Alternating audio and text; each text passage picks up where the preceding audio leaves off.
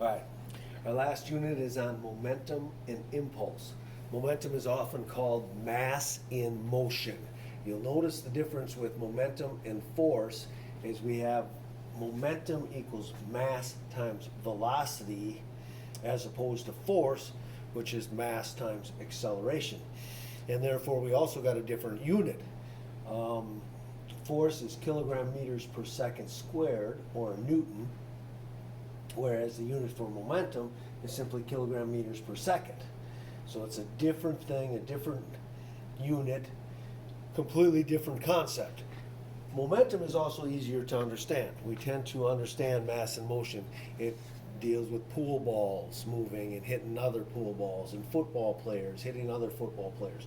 Momentum's a lot easier concept because it's more familiar with us. Cars hitting other cars, those sort of things all involve momentum most of the time. Impulse is change in momentum, so delta P. I don't know why they chose P, don't ask me, that's just what it is. We got too many M's, I guess. So impulse is delta P, and delta P is defined as force times time. All right, so if we're going to do a couple problems here today, I chose worksheet 1, number 3, start with an easy one. They give you 132 newtons, the force involved, they're throwing a baseball. The mass of the baseball in grams, I converted it to kilograms right away. And the time in seconds, 0.045. Simply putting it in the equation, delta P equals Ft. So 132 times 0.045 equals 5.95 kilogram meters per second.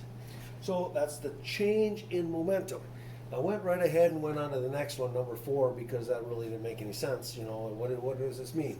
So we put it in and we find out what it means. If we look at change in momentum as being change the final velocity, the mass doesn't change, minus the initial velocity, so our velocity is changing, right? Our changing, that's how our momentum's changing. So we say our momentum equals our mass times our final velocity, because this term goes away and becomes 0. And we end up with a velocity, final velocity of 42.5.